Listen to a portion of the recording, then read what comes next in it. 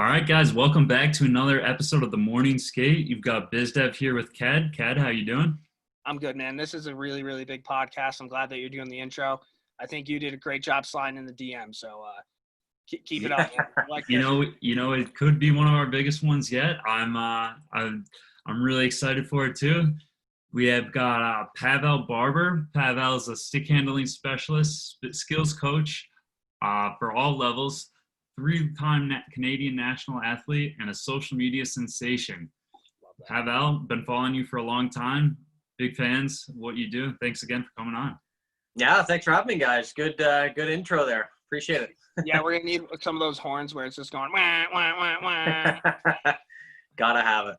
Yeah, man. I'm pumped, and like pretty much if you guys follow hockey, have an Instagram account, Twitter account, a majority of like the unreal stick handling moves have either been made by him or you see it on his Instagram. I don't know. We're pumped to have you on, dude. This is great, and I think we should honestly just hop right in. How'd you get into hockey? Like, where did your love for this game come from? Yeah, I lived in Toronto growing up, and I lived a 5-minute walk from an outdoor rink. So my love started there, just going to the outdoor rinks in the winter, whether it's in the winter on the ice or the summer playing ball hockey or roller hockey. It really started there. I loved the game, loved playing. I have an older brother, 4 years older, who played. I'd always go to his games. I loved watching them. I never missed a single one. Obviously loved watching the NHL highlights, all that stuff. So I don't know. It's just something about the game. It's so enticing to watch. It's beautiful. It's high skill. I think it's just the best game in the world. Whoa, almost knocked over my camera. So growing up in Toronto, are you a Leafs guy? Is that like what I'm No, it's weird. I'm a Ducks fan. I grew up actually I loved the Mighty Ducks movies. Oh, yeah. And then I fell in love with Korea and Solani, and I just loved watching them. My dad's a Habs fan and he hates the Leafs, so I think being a Leaf fan was off the table there. I don't doubt that at all. And that's a perfect time to be a Ducks fan, man. Korea and Solani, those guys.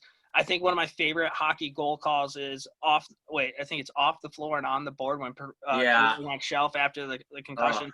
Did you see they came out with a documentary about that? I don't think he remembered any of that. No, he said he didn't. He said he blacked out, kind of blocked that out of his memory. It was pretty sad the way his career ended short.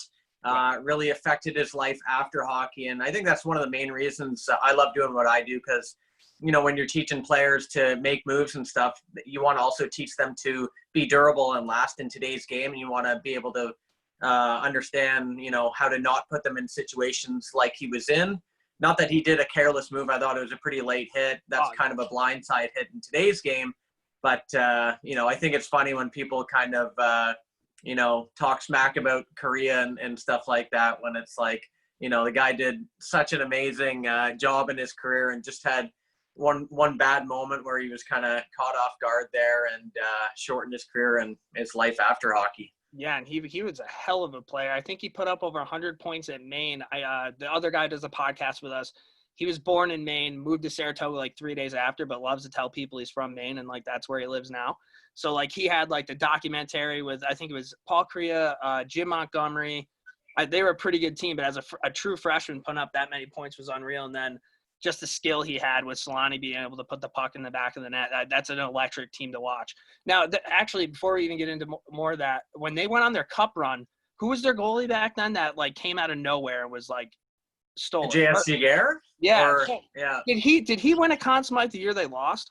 Yes, he did. It was remarkable because everyone knew he was the reason they had gotten that far. That's when they lost to the Devils in 2003, and it was just the job he did. He literally won almost every series for that team, keeping them in, getting heavily outshot. So, yeah, one of the rare times you'll find a losing team with a Conn Smythe winner. Yeah, I mean, that's crazy to me. But, all right, so we're in Toronto. You're going to your brother's games. We all know that the talent, the skill that you had. In terms of the level of hockey, like how high did you end up getting up there before you kind of moved into just being just the stick handling god that we see today? Yeah, I just played AA mostly in my career, actually North York Knights in the GTHL there, and then moved up to AAA by the end, and then pretty much stopped around 18, 19. And that's when I moved to Vancouver to play field hockey, which is where I started the first like national team experience. Just decided to move out here, try something new, but always kept ice hockey close to me the whole time there. And we know you have a 6 set of mitts on you. When you were playing hockey, at least for me, like I think good teams have players that serve certain roles, right? Like you have normally you have your skill guys, you have your penalty killers, like you have people that kind of buy in. Were you always just like the magician, like stick handling thing, or did that kind of develop afterwards? I think it developed afterwards. I mean, looking back, I don't even consider myself to have had great hands on that team. Probably one of the best on the team, but we had a guy, Jake Mooney, who played on our AA team. He ended up playing D1. He had by far the best hands on our team, and I learned a lot from him. And I remember we formed a pretty strong bond because we'd always try to break down NHL moves and how to do them. In practice, we were trying stuff other people weren't. So I really credit that guy for really opening up my eyes to it and just seeing what you can do, how effective you can be. But I was kind of the goal scorer. I was the guy getting fed by this guy. He was my line mate. He was doing all the fancy work with the puck, and I was just the beneficiary there, grabbing the puck and putting it in the net. So definitely think it happened later in life where I really started to develop my hands more. And on that with field hockey, is that something you would do in the off season, and what was it about field hockey? Because I presume that had a huge impact on your hands too with the different. Yeah, it's funny. I never picked up a field hockey stick till I was 18 years old. So never had played the sport, and I only started playing because I wanted to get out of school to play in a high school tournament. I didn't like school, so I said, "Oh, you're doing this men's field hockey thing." I thought it was a girls' sport. I was like, "Screw it, I'll try it." I played. I was pretty good. It's a sport only for righties. I'm a righty, so it kind of factored in there. And yeah, I just did really well. I got scouted eventually by a guy who was coaching Team Ontario, played Team Ontario for a while, and he's like, "Dude, you got to go play nationally." There was quite a bit of money involved with it. So as a young kid, I was like, you know what, I'll take the money. I'll play this sport. And I loved the challenge. When I played nationally, I never thought I was very good at it. I was kind of the pigeon of the team. I wasn't the highest skilled one, but it certainly opened up a different layer, to stick handling. Not too much. There's not too much that kind of translates between the two, but there's certainly some things that really did help. Now, correct me if I'm wrong, with the field hockey stick, you can't use the backhand side of that, can you? Yeah, you can't use the backhand. So is that just a ton of just toe drags? It's like it's all just rolling the wrist over and using the toe because the blade's like this big. Mm-hmm. It's not a big blade, so you have to get the contact point pretty much dead on. And for me as a ice hockey player, I lived on the backhand. Like that was like where I made all my moves, protected the puck. So it was a tough transition. Yeah, but I feel like if you're wheeling with a field hockey ball with like a little bit of a blade on it, right, and you're hammering the wrist all the time, when you switch over to a hockey stick and a puck, it's got to make it that much more easier, right? Because you have a little bit more of a leeway. Absolutely. Yeah, no, it's just way more to use. The stick is way longer. You don't have to bend over nearly as much because field hockey stick comes up to like your belly button. So you're hunched way over. You're running full speed while you're super low. It was tough. Is that your back? Yeah, it did. It killed my back. It killed my hips because I never had hip issues until I played field hockey, and I ruined my left hip pretty bad playing field hockey there, just trying to make the transition. And you said that your hands developed on like later after the career was over. I'm sure field hockey had to do with that, but like what made you want to do it? And as you started, like what are some certain drills that like people beginning to really not beginning because you had already played at a high level, but like, you know what I mean? Like what are some drills that you used then that you didn't use before? For ice hockey, you mean? Like, yeah. I think the main thing with ice hockey for me, it wasn't like a specific drill. And I always tell people this, it's like, it was never the drill for me. It was all about getting a deeper understanding of being able to use all different parts of the blade in multiple different situations. So for me, it was trying to understand, okay, what's my top hand position got to be? What part of the blade is used for this move? How can I eliminate puck spin? How can I do less and keep the puck on a certain part of the blade so that I don't have to like stick handle all the time?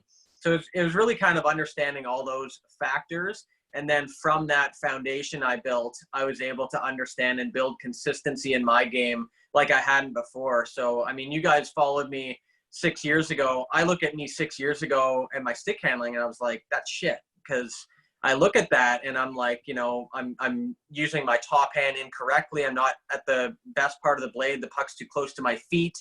So even in those 6 years, I mean, I look at myself and I'm like, that was garbage. You know, there's so much I improved, and it was just from kind of learning those little things, and also watching the pros, seeing, you know, how are they progressing and what are they doing? What are the common things I'm seeing? What are the patterns I'm seeing the best in the world do? No, absolutely. And I know one of your biggest role models, I guess, would be Pavel Datsuk, who, Oh, yeah. I mean, he's probably one of the most underrated players I would think that's played. I'm in New York. I've grown up a Rangers fan. I didn't really get to watch Datsuk that much, but when I did get to watch him, it seemed like he was on the highlight reel pretty much every week doing something crazy. I think it was Logan Couture. He almost made him break his legs. Like, Oh, God, unreal yeah. wizard with a puck, but he was your number one guy. Absolutely. So, yeah, like my first guy was Korea when I was young, but as I grew up, probably around 11, 12 years old, Datsuk was the guy I was watching every single day. Like you said, he was creating new moves. He was doing them with this like level of, you know, the conversion rate at which he was using these moves was off the charts. Like, he wasn't just making moves or making up moves. Like, he was breaking ankles. He was creating space. He was leaving guys in his dust like no one else. And a lot of guys use similar moves, but he was creating more space. So I was trying to understand, like, how is he using this same move that these guys are using, but creating more space?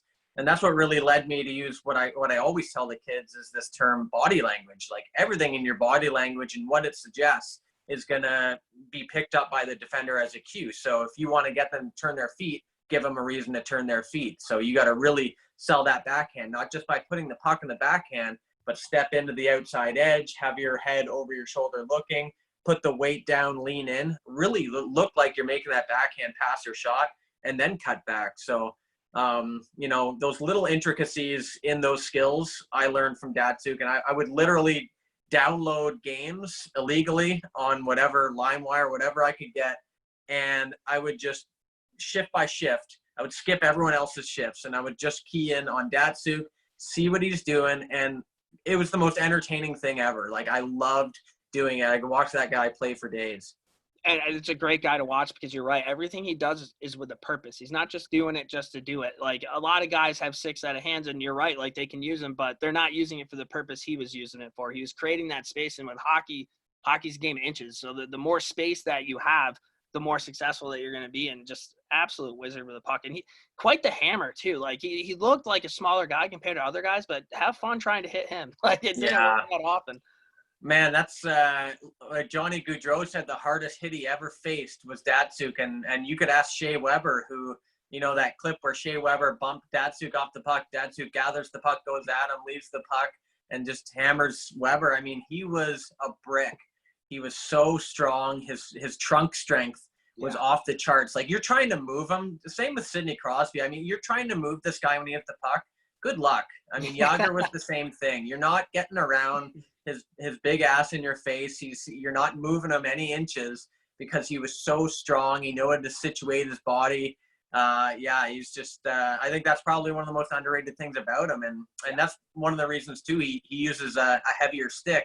A lot of people think he has really, really fast hands, which obviously he does, but he was a player who made a living in those small area 1v1 battles. I mean, his 50-50 puck battle percentage, like, man, this guy, you'd be hard-pressed to find him lose a 50-50 battle, and it was because of those traits. I'm glad they brought 50-50 battles because Panarin ended up going to the Rangers this year. He had a hell of a year, right? And, like, I remember when he was on the Blackhawks, he put up all those points, and in the back of my mind, it's like, he just played with Kane. Like, don't even worry about it. He went to Columbus. He still put up a decent amount of points, but when the Rangers signed him, like, I was pumped, but the Rangers always sign, like, the big-name free agent, and he always sucks. So in the back of my mind, I'm like, shit, like, I hope it's not Patrick Kane. 50-50 battles this year, that guy might have lost, like, 6 of them. Like Yeah, another smaller guy, but he just knew exactly what to do when he went into the corner. It was like hilarious to watch. The defenseman thinks he has all this time, and then all of a sudden, Panarin out of nowhere, the puck goes the other way. Yeah, no, that's I think that was the common thing with Panarin. People thought, you play with Kane, especially coming in later, Right, undrafted. You think that, and but he proved in Columbus he could do it on his own, and he continues to do that. I mean, that's where he makes a big living in small areas. But I mean, he gets open ice, he'll burn you too. So good point there. Players like that, I feel like as a defenseman, just contain, like just try to keep them as far away to the outside as possible, because the moment you step towards them, they're just going to do something. They're going to go right by you, and then. Yeah, it's funny. Like when I watched Kane, the first moment I realized how good Kane was when it was in the Olympics. So he's playing on the opposing team where you're really like, I don't want this guy to do well. Right. You really realize how dangerous he is. And you're looking at him and you're thinking, why are they giving him, this much space? And that space is earned because they know his repertoire. They know if you make one wrong step, he's going to burn you. So that space, a lot of puck carriers, and people will, belittle defenders for this, but it's so dumb. Those puck carriers earn that space. So when you're that good with the puck and that good at manipulating defenders and taking advantage when they make mistakes, they have to give you that space because they have to contain you. Whereas if you're not as good with the puck, you can close gaps easier. So it's like you definitely see that with players where you're like, Crosby's not even doing much with the puck, but look at all the space he has. Well, they're giving him that space for a little bit of a reason, because when you get on him, and you make one wrong move, see you later.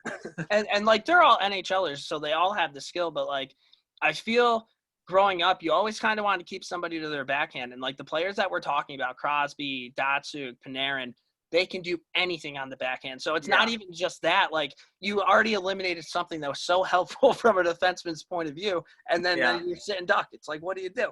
Yeah, I'm glad you mentioned that, because my big philosophy with teaching, especially when I'm starting, is a heavy emphasis on backhand. Yeah. Because that's one of the most underdeveloped things. And I see coaches literally tell kids not to use their backhand when they're young because it's underdeveloped. Just like backward skating.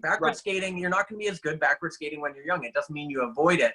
And with the backhand side stuff, we address it immediately, and we make them just as strong on their backhand as they are on their forehand, or at least as close as they can be, because we're all going to be weaker on our backhand.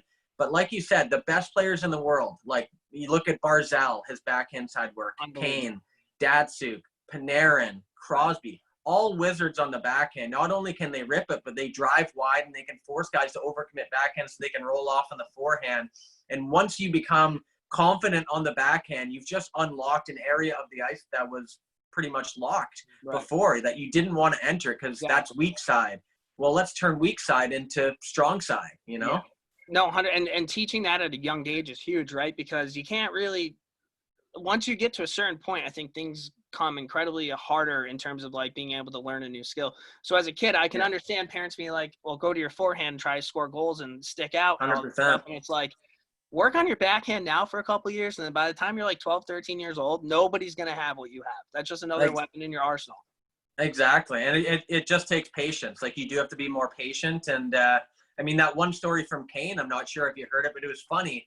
The reason he said he was so good on his backhand was because he broke his arm or wrist one year. So he played in a cast, and the only way he could really leverage a shot was with a backhand shot. I didn't know that. He attributed that, it was in a Blackhawks convention, he was asked that question. He attributed that at a young age to one of the starting points, having him develop a backhand. So it's funny, it's kind of like a forced, you have to do this. But I think as coaches, it's like, you got to be patient. You got to understand the value in it. And yes, we do want to be strong in the forehand. Yes, the forehand is going to be the more viable option when we have it. But you got to think big picture. Absolutely. 100%, especially even like in terms of being a winger. Like if you're on your strong side, it's good to be able to catch it. But if you can catch a pass on your backhand 10 times out of 10 going off the ice, you can now, at least for me, I'm right-handed. I like going down the left-hand side of the ice because I have that ability to cut over, right? or put it between your legs and kind of go around. But it all starts in that breakout. And if you can't break the puck out on your backhand, then what's the point there? So no, exactly. And one of the biggest errors, it's kind of another foundational tool I teach, is we get players to stick handle slow motion just on a straight line. And the biggest thing with young kids is puck wobble. How do you get the puck to stay flat? That's the foundation that's going to be, having you learn every other move. And I swear to God, like 95% of the time it's caused by backhand. And it's because it's curved the other way, it's easier to get under the puck. So when we address that immediately, it's like, with the backhand, you got to make sure you rotate, keep it rotated, keep it angled so you're driving the puck down, and only rotate when you come off the puck. Then once you learn that, you're strong on your backhand, keeping the puck flat. Then it's like you've opened up a whole other set of skills you otherwise couldn't. So it's one of those things. It's slow motion really helps, and just being patient with it. Unreal. And that's your backhand talk for the day. I appreciate it. I haven't had a backhand conversation in a while. I saw that you were an off-ice stick handling specialist at the Gretzky Hockey School. Tell us about that, man. Like, do you remember when you first got the call? Like, how pumped were you? I probably would have passed out. Yeah, I know. It was a huge honor. And that was right at the start of my career too. Not that I would have been any less excited today, but getting the call and just having the opportunity to be affiliated with Gretzky was incredible. And just seeing the camp they were putting on for the kids and what they wanted out of it, and meeting Ty Gretzky and knowing what his vision was for the camp. It was awesome. So, first camp we went to, doing dry land for the kids, and just seeing all the kids excited to meet like all these different NHL guys, and, getting to meet Wayne himself. It was a great experience. What's the great one like? Yeah, honestly, like, I didn't get to speak to him too much. But he's a very, very nice guy, like, pretty kind. It's tough in that situation, because there's like 200 parents and kids around. And I imagine this in his life, he stopped everywhere he goes. And in this camp, he takes a photo, he signs autographs for every single kid in the camp. So you can imagine at the end of that, and being chased around and parents asking to sign 5 jerseys. It's tough on the guy. But, I think you get him in a small setting. He's a, pretty genuinely happy guy, and, wants to put on a good camp for the kids, make sure that his legacy is going towards something positive in the game. Absolutely. And just the fact that he takes that time to take those pictures every single time he's out there. I mean, those kids 20 years from now are going to still have that picture of them being with like the best hockey player of all time. Like, that's pretty special. Yeah. And I think they don't realize it probably a lot, because they didn't see him playing growing up. Mm-hmm. But obviously they will when they're older, and just to see the influence he had. And, for me, I know Wayne is just like the GOAT, because he's the reason the game is where it is today. He's the reason it evolved at the rapid pace it did. He set the bar obscenely high. I mean, you literally look at graphs where his dot is up here and everyone else's is down here. He set the bar way higher than anyone else. And if he didn't exist, we wouldn't be where we are today in terms of the evolution of the game. So just what a legend. I think the one stat where it's like, if you never scored a single goal, he would still have the most points in NHL history is like, oh, no. What a flex. That's unbelievable. Yeah, it is truly unbelievable. And setting the bar so high, you'll never see that again now. Unless like some robot comes out of nowhere, but like, just absolutely crazy. So let's talk about the YouTube channel, dude. How did you get in? How did you start this? Like, what was the idea behind this? Like, break it down, because you have like, I think 225,000 subscribers, which, I mean, that's like pretty nice. I didn't even know that. Yeah, it's pretty decent. You have a video that has over 4 million views. Like, when you began doing the YouTube, like, did you ever think that this was what's going to happen? No, definitely not. And just starting out, like, I just did it for fun. I got the phone, put it up against a milk crate, and just did shootout moves against my buddy, and we're just messing around, having fun. And that blew up because I was using moves people hadn't seen before, and that from that we created the Creative Shootout Angle series. Some of the moves are obviously moves you'd never use because they're just stupid and silly and fun and creative and just for show, kind of like a dunk contest. But some were definitely applicable, and some we're seeing in today's game, like the fake between the legs move that Barkov uses, things like that. I love. And, I think for me, I didn't see the YouTube channel growing at the rate it has. I didn't see myself getting all these views, but obviously it's great to have, and it's great to have all these people along for the ride. So that I can have influence. That's kind of the main thing. Is I noticed there's a lot of negativity in hockey, and there's a lot of misinformation going around, and that misinformation came from these negative people who just were brain dead in so many areas of thinking. They would just look at the surface and say, like, boom, like this move, you get crushed. And it's like, well, there's thousands of examples of players using the move and it being effective. But then there's another example, or another set of examples of players being hit using that move. So does the move really get you hit, or is it the situation in which it's applied? So I really love jumping in there and telling it like it is. Because I always tell people, I'm not like, the god of hockey. I'm not the all-knowing hockey analysis guy, but I am watching the game and I'm seeing what's happening, and I'm telling you what's happening. That's all I'm doing. And if you can do that, if you can dig deeper than the surface, then you'll uncover what's actually effective in the game, and then you'll have a greater influence on your kids, your coaching, or your own game if you're striving to be the best you can be. Absolutely. And I'm glad that you mentioned the shootout, because this is one question I've actually been dying to ask you forever. I've seen you go in shootouts all the time, making goalies look stupid, like elite caliber goalies. I know you have all the skills to pretty much do whatever you want with the puck. My question is, when you go in, do you have one move in mind? And then when you get to a certain point, if a goalie played you a certain way, do you have like a backup move? Like, what is going through your head when you go in there? Because I only have like one or two moves. And if I ever even try to switch in my head, the puck goes in the corner and I look like an asshole. So how do you do this? Yeah, I mean, you kind of nailed it there. I have a move in mind. I always have like it depends. Like if I'm like really trying to score and not just doing like a crazy fun creative video, I'm really trying to score. I have an approach in mind, whether I'm going to swing strong side, weak side, how much speed do I want to go? Do I want to go fast then slow up?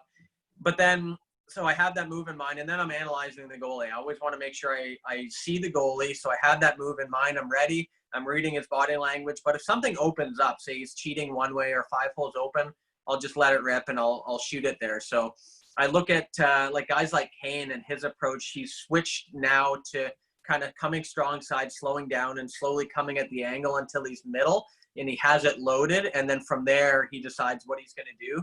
A lot of players are doing that now, and I think that's the best, safest approach, especially for beginners, because it maximizes options and allows you to read and scan the surroundings.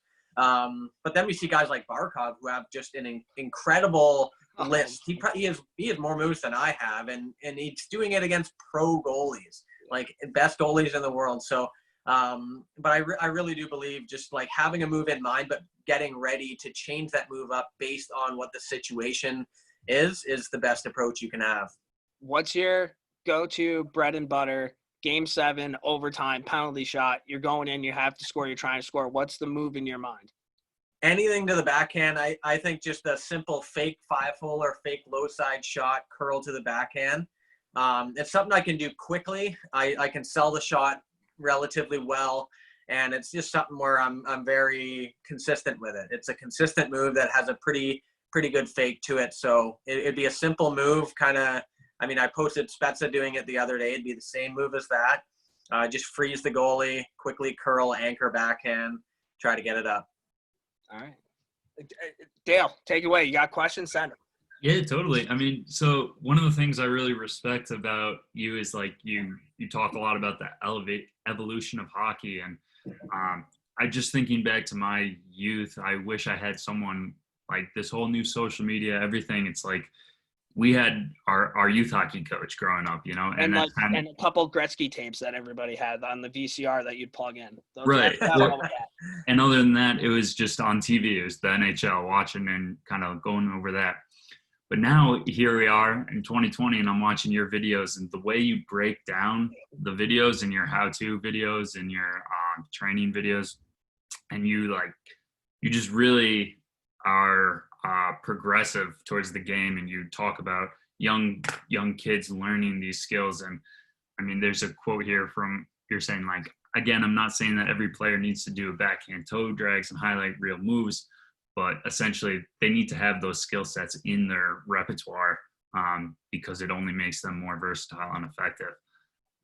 So I guess what I appreciate that value that you bring to Instagram and the whole hockey community influence, and just respect the fact that you jump in and you talk back to the people about, like, hey, so what if he's going to get hit? Like, you got to learn these things. And No, Yeah. I think it brings a lot to the game, honestly.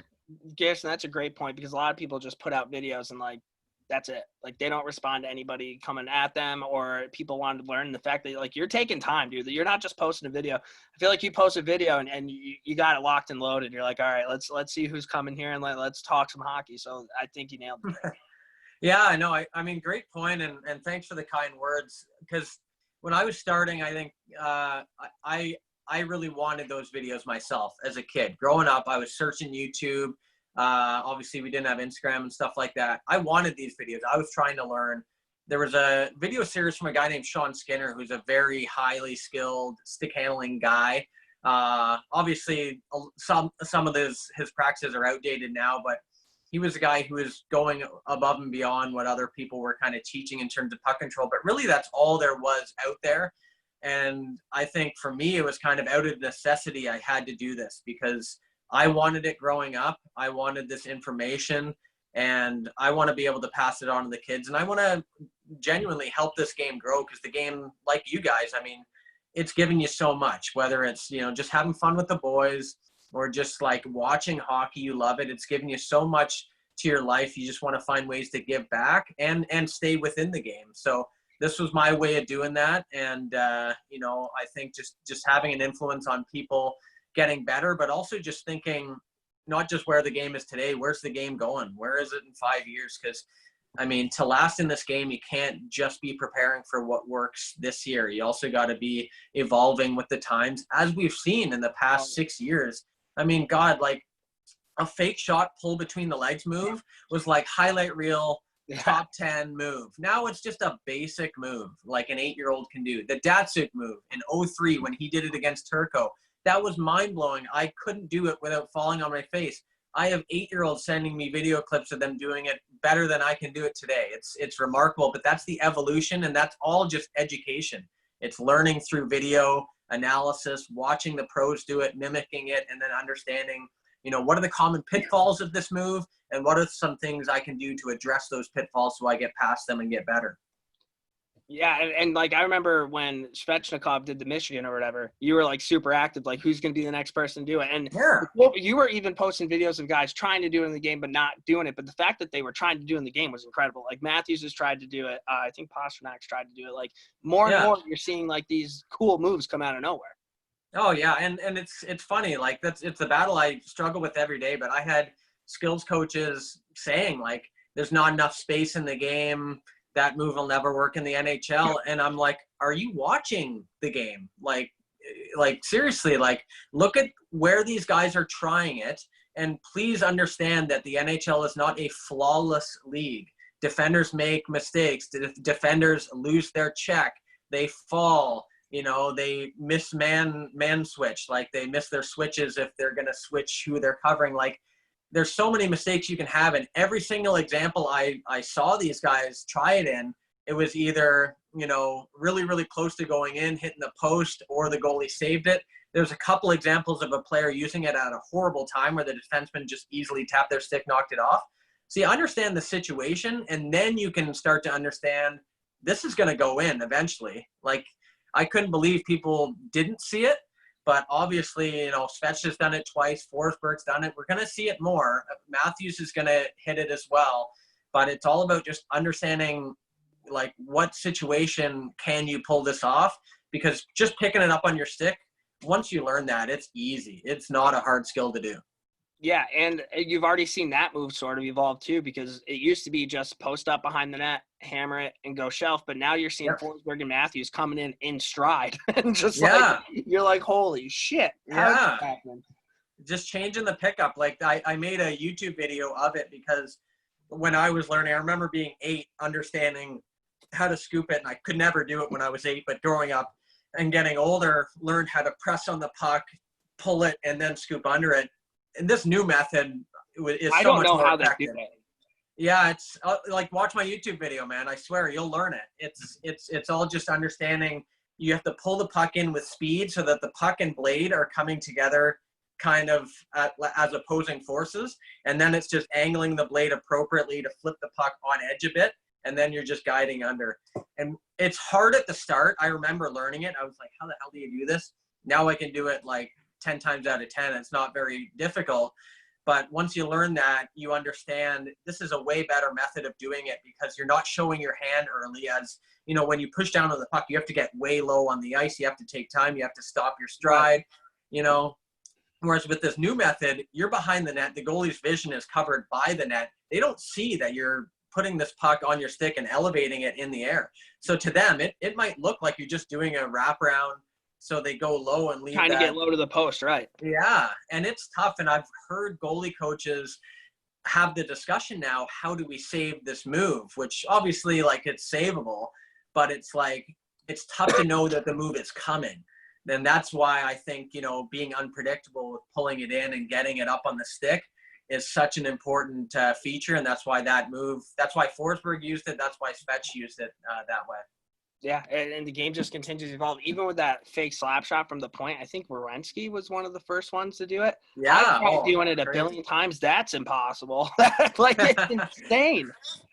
Yeah, well, I got a YouTube video on that, so you gotta watch that. But again, like, for me, it's a lot of hitting the puck and chasing it at the start, but you start to learn the timing of it.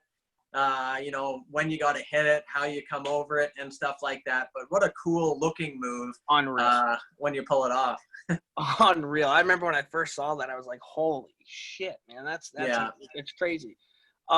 What was like your what was your oh shit moment? Like, everybody has an oh shit moment where they first start doing something, and then it's like, oh shit, it's working. Like, or just like your first memorable moment where you're like, I'm really onto something right now. You mean like with my like skills coaching, or just Yeah. like?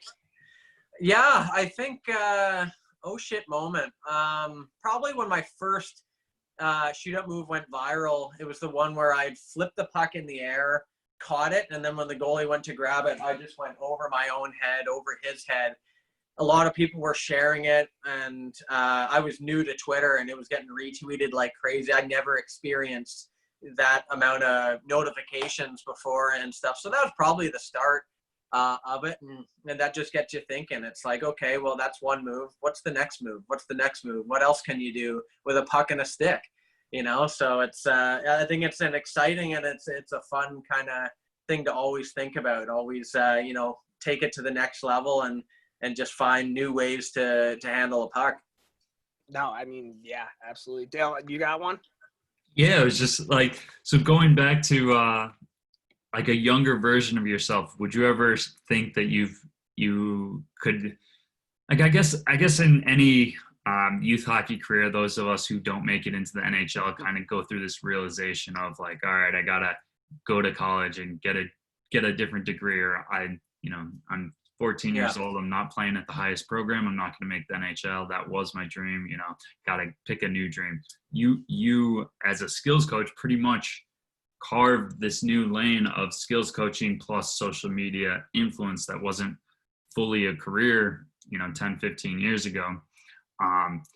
What is it, or what would you tell someone younger that, like, you can do this? And like, did you ever think that you'd be coaching NHL players like Jonathan Toews? And yeah, incredible. Yeah, good question. I mean, I think looking back on it, there was no plan for me, and it was it's tough to say that what I would say to a younger me, but I think if I were to say something to younger kids or myself back then, it's follow what you love, do it really well, and understand that you have to provide value in order to reach people.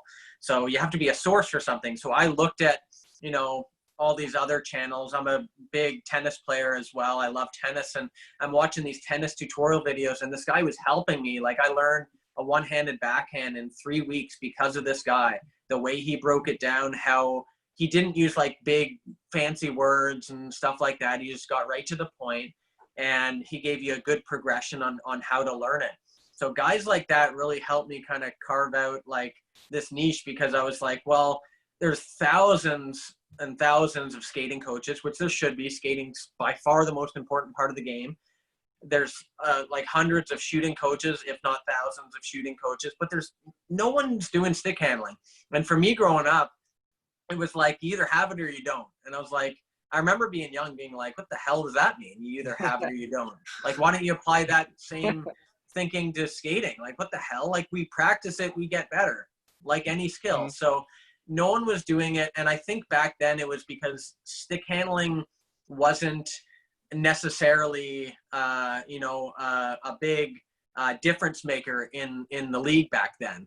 There's a few players with pretty good hands, but the biggest differences were the skating, the shooting. Way different game. But then over time we started to see like Mario Lemieux, like big guy, soft hands. Like that was one of the biggest I think changers for people when they were changing their opinion on it. It was like, wow, look at the stuff this guy can do. He's powerful, he's got good speed, he's got good vision, but man, he's got good hands. He can go through guys, he can protect the puck well. And for me, I always just thought, like, why the hell is no one teaching this stuff like they're teaching skating? And I was lucky in that the game kind of shifted as I came in. It really took a hard turn towards high skill and, the application of these high skill moves in games. Where can you pull them off? Where can you not? That's where I kind of came in. And it was just really good timing, I think. Awesome. Yeah, and you coach different NHL players too. Jonathan Toews, Virtanen, Coyle, Hayden, Fogle, St. Louis, Barkov. Like, what's that like? That's got to be pretty cool. Yeah, it's awesome. Like St. Louis, I didn't teach Louis. I teach his kids. So cool. Just over Zoom. Like, yeah, I mean, that guy's a legend. Like, just having him reach out was unbelievable. Like, yeah, like working with these guys, a lot of them is just over video because it's tough to work with them in season. So, like, the only guys I've worked with in person so far is Toews and Virtanen. So being in the presence of these guys, I think the biggest thing for me that I love working about with these guys is they're already at a certain level. They're NHL players. They're highly skilled. And they want to get better by any means necessary. So they're very open-minded. And when they do a drill, they want you to tell you whether it's dog shit or not. They want you to be able to tell them, like, that's not good. This is how you correct it. This is, a change you should make. This is how I saw you use it in the game. This is how you can create a little bit more manipulation. Whatever it is, it's very small improvements based on their pre-existing abilities and the role they play in the game. And I really love that because I think a lot of misconception with me, and I understand it because of my social media presence, is that I'm always teaching fancy moves and like, dilly-dallying, whatever you want to call it, through guys. Whereas what I really love doing is focusing on the basics, the fundamentals, and finding little areas to improve upon. So working with these pro guys really allowed me to expand upon that and really challenge myself to be like, okay, here's Jonathan Toews, elite player in the NHL. How can I make him better and more versatile as a stick handler so that he's going to get more time and space? He's going to be able to fake guys out better, have more possession of the puck and all that stuff. So with him, you think of him as a center, where he's getting the puck, the situations he's getting the puck, and how can we enhance his abilities within those areas where he's more high percentage getting the puck. So, if you're getting your puck on the backhand side, 80% of the game or whatever, then obviously you would focus on that. Right. Defensemen, you would focus on a very different side of the game for them, right? Like transitioning from forwards to backwards with the puck, scanning left to right. Like, it all depends on the player and the situation, but it's certainly inspiring just being around those guys because you already know it takes a certain level of commitment, knowledge of the game to get to where they are. So you don't have to, get them to that level. They're there already. now it's time to push further. Yeah, I have two really cool points about that. Is you're helping out Stanley Cup champion, Olympic gold medalist, and you're like so casual about it. I don't even know what I would do if I ever had to do anything like that. And then the fact that St. Louis reached out to you, I think is really cool because towards the end of the career, I think St. Louis kind of got into like the new style, but he spent a majority of his career back when the NHL was kind of like a zoo where you could hack, you could hook, you could get away with like different things.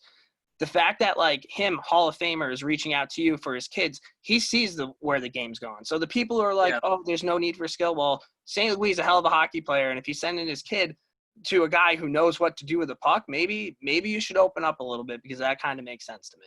Yeah, I mean, and that's where I focus my energy and my attention. Like I'll respond to people who say otherwise, but I'll more so do it in a way where it's just like, you know, number one, I want you to know my thoughts and what I'm basing it off of. And number two, there's kids reading comments. So I want them to know what the right information is to see both sides of the story. But for me, that's where I focus my energy and attention on is guys like that. I value their opinion far more than anyone else for good reason. They've been through it. They see where the game is going. A guy like Marty St. Louis was a huge inspiration to me as a small player. To think what he had to go through and the amount of you can't do this, or, you know, odds are against you, or, you know, you probably shouldn't attempt this. The amount of times he was told no or overlooked. You can't even imagine. I can't even imagine it. He wasn't even just a small player. He was the smallest player. It wasn't like he was just little undersized. Like he was something that hadn't been around yet, and people were like, well, this isn't gonna work at all. Yeah. I mean, to have the mental toughness he had, belief in yourself, second to none. And that's why I get furious when people kind of belittle him for that incident with the Olympics where he was overlooked once again, despite the year prior leading the league in points. It's like, what do I have to do? What do I have to do here? Right? Yeah. You know, to be chosen. So I don't care if he was like, you know, a little bit hurt by that and wanted to leave. I probably would have too, if I was overlooked my entire career. So yeah, a guy like that, having him reach out, it's just a huge honor. Just talking with him on the phone. He's very like to the point, which I love. Yeah. He's just like, what do I need to do? What are the differences? So just send him the videos. We talk a bit, give him progressions, what to work on. But he's a guy that I know is very determined to make the next generation better. And that's awesome. There's no better person to have that influence than him because he's been through it all. I could only imagine. Yeah. It's just, you have people telling him no, but he's also facing 6'6" defensemen who are hacking him, and he's still going around. Like the amount of heart that guy had. I'm a smaller guy. I'm 5'8", and I love St. Louis because he was small. I love Zuccarello. I think Zuccarello is a fucking absolute wizard with the puck. Oh, like, nuts! He's so creative. And even Johnny Gaudreau, just the speed, of being able to be so elusive. You know what I mean? It's fun to watch. He almost quit. I remember reading the Players Tribune article on Gaudreau. His dad worked at an arena, and there came a time in his career, I guess he was overlooked and didn't make a team. And it was that defining moment where his dad was basically saying, like, listen, you can do what you want. You can stop. You can continue. But I'm telling you, you can do this. If you want it, you can get it. And it's hard to imagine a guy like Gaudreau now, looking at him today and his skill and his effectiveness on the ice today and his all-star caliber playing, to imagine that he ever had doubt. But I mean, with smaller players and imagine, like, you know, when you're younger, it's a big jump from when you're 16 to, you know, making the NHL, irregardless of how big you are. But for him as well, it's just like being overlooked or just getting bumped off the puck a bit easy, or, you know, constantly being told you're too small. It can wear on you, but it only wears on you if you allow it to. And that's the big thing. You always have to be aware of the opinions that matter in your life. And you could probably count the amount of opinions that matter in your life on one hand, because that's the amount of people who actually know you and what you're capable of, your potential. And, you know, credit to guys like that for seeing it through, because they inspire a hell of a lot of other players who are told they can't do something. Absolutely. And also, like, I feel like the bigger kids growing up in youth hockey, like, weren't as talented. I think that the smaller kids have to kind of find like that talent. If you look at even the NHLers, Zuccarello, fucking St. Louis, Nathan Gerby was incredibly skilled. Like, you see all these like smaller guys they got those hands. They've been working on those hands because they needed those hands. Yeah. You take those hands and you put them with, like, I don't know, a guy the size of Eric Lindros, like, good luck. Yeah, I know. Yeah, it's funny. Like, remember someone was telling me about it. I don't know how true this is, but about Malkin, him being smaller growing up, and to be smaller, like you said, you need hands. And then what happened? He grew, so now he's a big guy with hands. Yeah. Well, is that a bad thing? Because I mean, you can probably attest to this. When we were younger, when you're big, it's like power forward role. Yep. You're power forward. Exactly. Just do this. Just do this. Or is it's like, no, like be more well-versed, be more versatile. When you get to the NHL, and Daniel Alfredson said this too in a great article. Legend. That's when you fill a role. But when you're in minor hockey, this is your chance to develop. That's what minor hockey is for. It's for development. It's not for limiting your abilities and becoming like this player who only does this one thing. You know, you got to try everything, and obviously you got to fill some sort of role on your team and, you know, make safe plays when you got to. You can't just go 1 versus 3 every time, but you do have to pick and choose your spots, and you do have to develop and try new things. And I think that's the biggest takeaway from this for these youth players is understanding when you're young, make sure you're working on everything. Most important, again, skating, and then, you know, puck control and shooting, and just, you know, your body language being deceptive. And then when you get to the NHL, you'll have to fill a role. Like, people forget NHL teams are comprised of guys who are number 1 line guys in minor hockey. They're all, you know, first line guys. Right. But you can't all be first line guys in the NHL. You got to fill a role, and guys who can play like a third line role, who are better with puck control skills, puck protection, you know, just being able to make an elusive move to create a shooting lane or a passing lane. They're going to be more effective and more valuable to your team. You're going to earn more money, and you're going to be more effective. No, absolutely. Casey Zizekas for me is a perfect example of that. Yeah. In your 4th line of him and Clutterbuck and Martin. I mean, Martin obviously brought some thunder, and Clutterbuck was a hitter, but like Zizekas can flat out play. He's incredible. And like, absolutely, even rewinding, like, you look at Keith Tkachuk, right? Big power forward, just an absolute physical presence. You look at his kids, they got some jam to their game, but they also have a ton of skill. Like, the shit that Brady and Tkachuk can do is insane. Yeah, it's perfect example, because it's like, I always use that analogy of the ceiling. You know, if they put that ceiling over them, then they would still be effective in today's game, but they wouldn't be as effective. And you look at Tkachuk, it's like the guy can, I mean, both players, but, you know, they can get the job done in the corner. They're very tough, hard to knock off the puck, pretty good in 50-50 battles as well. They're gritty. They don't give up. They're relentless, but they have that skill to be able to do those finesse moves as well when the time comes for it. And I think the mistake people make is, like, you know, thinking of the game in terms of percentages. So, like, how much of the game percentage wise do you spend dangling and walking around guys one-on-one? Not nearly as much time as you do grinding it out in corners. Now, that doesn't mean you have to spend, you know, all the time grinding it out in corners, because the majority of the game is that. You still need to have those finesse skills for the appropriate time. And quite often you'll see that small percentage of, you know, the times you have that ability lead to those big results, whether it's getting a high quality scoring chance, getting an assist, getting a goal, whatever it is. So, you know, just not setting that ceiling above, and remembering just because you can bump and bruise and grind and skate doesn't mean you can't have hands too. Because even if you don't dangle around guys, it's still going to be good to have good puck control skill in every other sense of the game.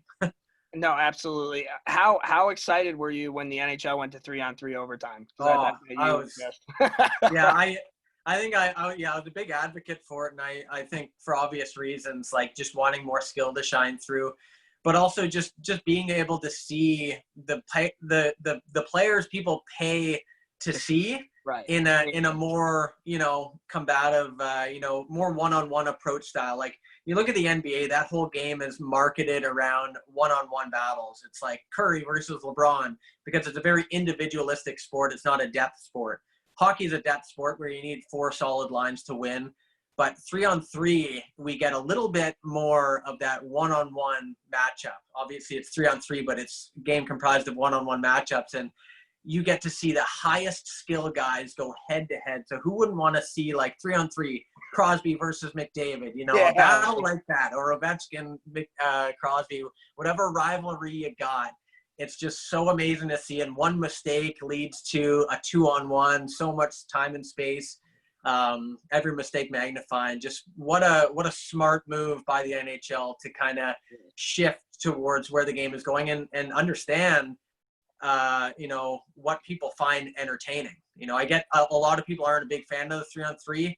I get that it's not real hockey if Wet you want blanket, to use that. dude. You're a wet blanket if you don't like 3v3, man. You have Honestly. Letang, Crosby, and Malkin out there whipping the puck around. Like, how do you not like that? Yeah, I've never seen fans more out of their seat. I've probably witnessed 6 overtime 3-on-3 games, and I've been to a ton of games where it's 5-on-5 OT, like night and day, the amount of excitement and edge of your seat action. Like I had to stand up the last Leaf game I went to because no one sat down for 3-on-3. Because it was end-to-end action the whole time. Crowd's going nuts. They're buzzing. No one's sitting down because if you sit down, you can't see. So that tells you everything you need to know in terms of the game. And NHL smart. It's a business. You want to market it? Well, give them a better product that people love. Absolutely. And that shined through in that World Cup tournament, whether it was Sweden and Team North America when McKinnon went bar down. McKinnon toe drag. But that was back sick. and forth. The Sedins had a 2-on-1 like right before that. That was incredible. And you're seeing more of the skill shine through. I don't think growing up as a kid, power play breakout wise, I don't really remember a lot of teams skating into the neutral zone, dropping it back to a guy with sick mitts to get in the zone. And now that's everybody's power play breakout. You skate up to the neutral zone, you get them flat footed, you drop it back, you go in with speed with somebody with a 6 set of hands. Back in the day, Gomez could go end to end, but like I don't really ever remember. It's more of a dump and chase thing. So I think you have like more skilled guys that have the ability to read and body language, right? Like you can kind of go this way. The moment you're in the zone, you got it set up. Everything's good. It's all about the skill. Well, that's what Kuznetsov said in his Players Tribune when he came to North America. He literally couldn't understand why people would dump it in when he could, with his abilities, have possession of the puck and set up. So that being said, it's like, you know, certain players probably should dump and chase because they don't have those abilities, and that's probably the more viable option. It depends if you're getting closed off or whether you have a numbers disadvantage. Yeah, you got to get rid of the puck. But if you're in a one-on-one situation, you ideally want to take that situation and gain the zone. And I made a compilation of Matt Barzal zone entries, and incredible that skill. I mean, it's incredible how easy it is.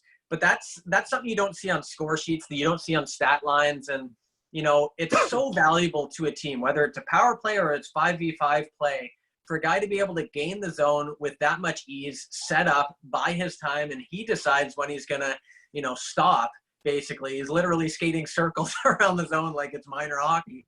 You know, those are players you want on your team. And, I mean, yeah, like you said, it's like 3-on-3 and that power play move where you dump it back to the high skill guy to gain the zone are just a few of the moves that teams are using to adapt to this style of a more possessive game, more puck possession, less, you know, get it off and have to chance it on a 50-50 battle. No, I mean, absolutely. Who's a player in the league that people might not know that much about, but that you watch quite a bit and you think that like their skill levels through the roof and he might not be like that brand name right now? Ooh, geez, that's a tough one. Not a brand name, high skill player. I love Zuccarello. He's not on the Rangers anymore. He wasn't like I don't think like a McDavid Crosby or anything, but the shit that guy could do with a puck was incredible. Yeah, I mean, Zibanejad probably up there too, especially this season. Obviously, with what he's doing, he's not really necessarily a household name, but he'd be one of those guys, especially the last 2 years, actually, not just this year, who's just enhanced his game quite a bit. I think put me on the spot. He'd probably be the one. What's that? Rope hints on the Stars. I think he's. Oh yeah. He's really not like your brand name. Ton of skill, a lot of speed. Yeah, I posted him like 3 times this year and last year. He's doing something incredible stuff for sure. All right, Garrison. Before I ask him his top 5, do you have any more questions? I was going to ask a little bit about floorball, just because it's something we don't really know here much in New York. And basically in the hockey journey, there was a clip about floorball being like, you know, giving more access to younger kids in schools that might not have access to ice hockey. Yeah, I love that sport. Initially, when someone took it to me, because of how accessible it was for kids, how affordable it was, and how much fun the kids were having. We play ball hockey a lot with kids, but the problem with kids are they're weak. Like 5 to 8-year-old kids, obviously not their fault, but they're weak, right? Right. So they can't shoot a ball hard, they can't pass it hard, they can't stick handle well either. Like the ball doesn't move too much, or a puck doesn't move too much. So floorball takes the strength out of the sport, and it makes it a more even playing field for these kids. You see kids who are 5 with a floorball, you can shoot top shelf from anywhere. It's so easy. And the skill development angle for me was like, wow, this sport is great because not only can I reach more kids with it, but at the intro phase, it's such a great introductory sport to get kids excited about hockey. They're having to think faster because the ball is moving faster. They're getting to run and shoot top shelf. They're getting to try all these skills and go through the proper range of motion for shooting, because we all know that dig shot that you do when you're too weak. But with a floorball stick, I'm seeing them transfer the weight from back leg, use their hips to generate power, actually going through the proper range of motion. And I love it. Like I play like all sports, and like every sport has like a variant on the ball or whatever object they use. So like a tennis ball, for beginners, they have this really squishy ball that allows players to go through the proper range of motion. It's more forgiving, so the ball's not going to fly everywhere. So it's going to squish really hard on the racket, so they go through the proper range of motion. That's what I see in floorball for hockey players, is they actually get the proper movement patterns done right, and they just have fun doing it. So just a great introductory tool and a great development tool, especially for young ages. Yeah, we don't have that, but I know as a kid, if growing up, if floorball was a thing that I could have done in the summer, 1000%. Yeah, same. Yeah, I mean, it's not big in Canada. That's the problem. It's obviously I play for Team Canada, but it's like not many people play in Canada. We don't have too many leagues going on and things like that. Obviously, there's no money in it here as well. But when you look at the like Sweden and Finland and Czech, Switzerland, it's a professional sport there. Guys are getting paid to play. I went to the World Floorball Championships past 2 years representing Canada. We're not good, so we finished 11th, then party for 3 days. And then you watch the finals. There's 16,000 people there for the finals of floorball. I'm sitting there. It's a wild atmosphere. It's loud as hell because Europeans just love to scream all day. And it's insane to think like, coming from Canada, you're like, oh, this is some like gym class sport activity. It's like you go there. It's bigger than hockey in terms of enrollment, in terms of how many kids are enrolled to play in floorball leagues. The money isn't as much as ice hockey when you get to the pro level, but the attendance is there in terms of like World Floorball Championships and stuff like that. Yeah, you wouldn't believe it. It is insane, but what a fun sport to watch too. Like if you love hockey, just watch Sweden versus Finland floorball finals. The pace at which the ball moves and how fast you have to think and react. I can't even follow it with my 2 eyes. Like I don't know how they do it. How big of a field is it? So it's basically it's just bigger than a basketball pitch. Longer than a basketball court, sorry. So a little bit longer than a basketball court there, and maybe a little bit wider as well, but pretty much on par with that. I would have eaten that up. I remember growing up, we would play like European handball in gym class, and like, you didn't have a stick, but it was like the same concept of hockey, right? Like you're moving the puck back and forth, you're going back. Like that would have been cool. Hopefully did you ever play just like gym class with those flimsy sticks? My senior year in high school, my gym teacher got like really sick, so we had a sub, and he came in and like he's like, "All right, guys, what do you want to do?" And we're like, "Well, let's just play floor hockey," and we played floor hockey the entire year. Like, it was incredible. So yeah, like I remember like loving doing that, even though sticks were shit. Like they were so bad. They were like literally a 5 flex. Every time you shot it, it would just like go not where you wanted it to. But I remember loving doing it. And now, like my high school just bought a set of floorball sticks, and they do that instead. Okay. And what's great about it too is not only is it more fun, it's more fast paced. Like you actually get better cardio. I compared my heart rate to playing ball hockey or floor hockey compared to floorball, and it's always way higher because the pace of play. So better for gym class there, but it's also way safer as long as you do the rules correctly. Because when the ball goes in the air, the highest you can touch it with your stick is your knees. So you can't hit it with your stick above your knees. But so you any never point in the game, your stick's never up here. Never. Like, unless you're like shooting a slap shot, you can do that. Of course, in gym, you can, because people aren't as good, you can change the rules to make it waist height.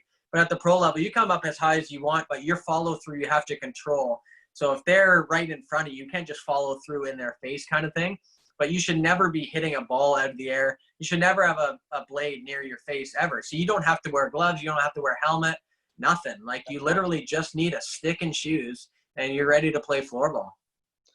Yeah, Garrison, we should buy floorball sticks and like donate them to like an elementary school around here. It would be huge. I mean, that's kind of what the hockey journey was about, is like We should do that. giving more access to kids. That's a good idea.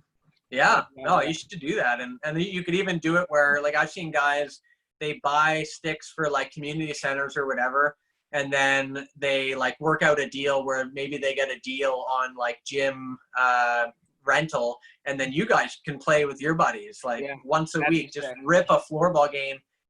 I swear to God, anyone who has played high level hockey, like we've had junior A teams, like a whole bunch of AAA teams play it, they freaking love it. Like, I don't think I've ever met a kid who played high level hockey that wasn't like intensely into this floorball thing. Like, just they're going balls out. Like, no one's good at the start because the ball's so light, harder to control than a puck. But when you're good at hockey, you pick it up very quickly. And some of the moves these kids are using, and like the passes and the set plays, you begin to realize, like, you know, floorball is a really good option for understanding systems.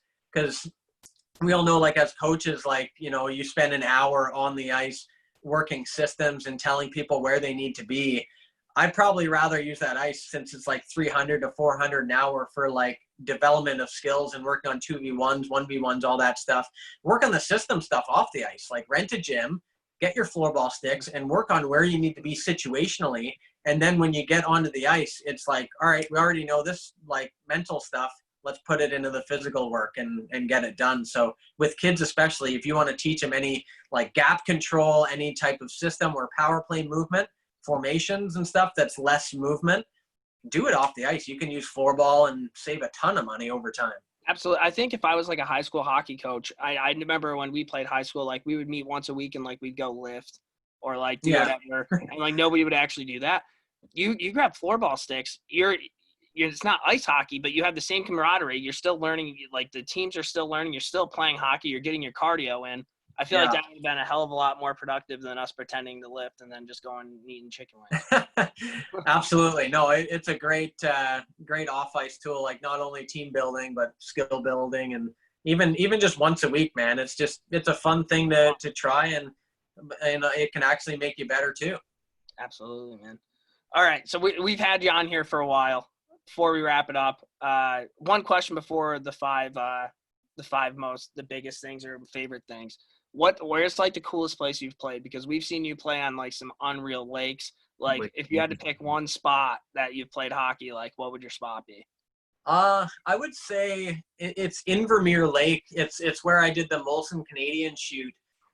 It's basically a rink that's only accessible by helicopter. And I say that's my favorite one, because it was just like, I remember flying in and just being like, this is surreal. It's like a dream, and you can't hear anything other than the sound of ice on the skates. You're surrounded by mountains, and the sounds are so crisp, and it just forced you to remember like why you started playing the game in the first place. Like, I stopped thinking about like development as a whole and like, you know, all this other side stuff, and I was just like, this is me, 5 years old, playing hockey for the first time. I'm a kid again. Like, this is why I started playing. And I think every NHL player can tell you the same thing. They do it whenever they have the Winter Classic.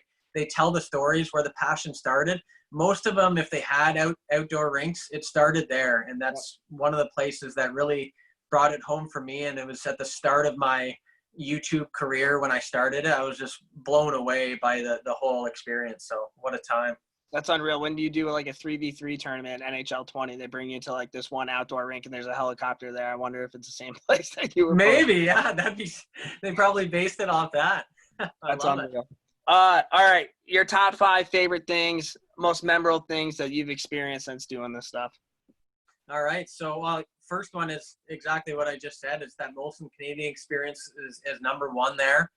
Number two would be another Molson Canadian experience. It was a rooftop rink. They built a rink on a skyscraper in Toronto. I got to play on that. They invited me out there to shoot a video. And it was cool because I got to have my brother and my sister out there. My sister filmed. My brother played goalie. So we had a good family time there, just casually on a skyscraper in Toronto playing hockey. Number three would be the shootout with Barkov. We did a shootout on synthetic ice on the beach in Florida. Yep. Obviously, it was just a fun time, a really weird thing to have a rink on a beach, but really cool. He was a wicked dude to talk with, and I picked his brain about a lot of shootout stuff. That was really cool. Four would probably be Japan. I loved traveling there. I just loved the culture there. Obviously, very different from here. I loved the focus level there. So I had 6, 7, 8-year-old kids. I never once had to tell them to come in when you blew the whistle. I couldn't believe it. Yeah. They're so disciplined over there. They listen well. They're very kind, very accommodating.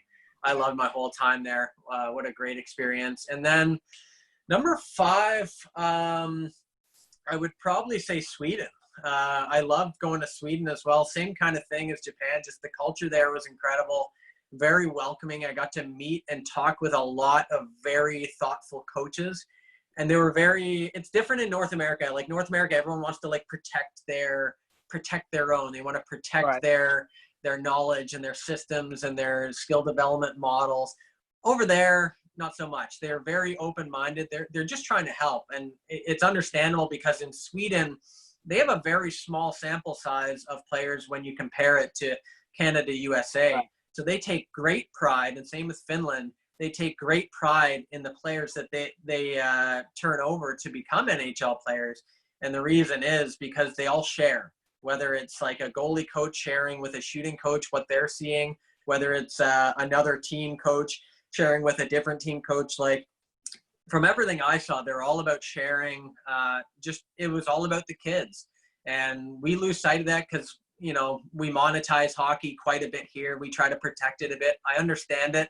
And if you do that, that's your business. But to me personally, I find a lot of value in, giving free information away. Nothing wrong with monetizing what you do, but I think, being able to help people for free in a sport that costs a lot of money and a lot of people can't play our sport to begin with because of the cost. I think it's a very needed thing to give some stuff away for free there.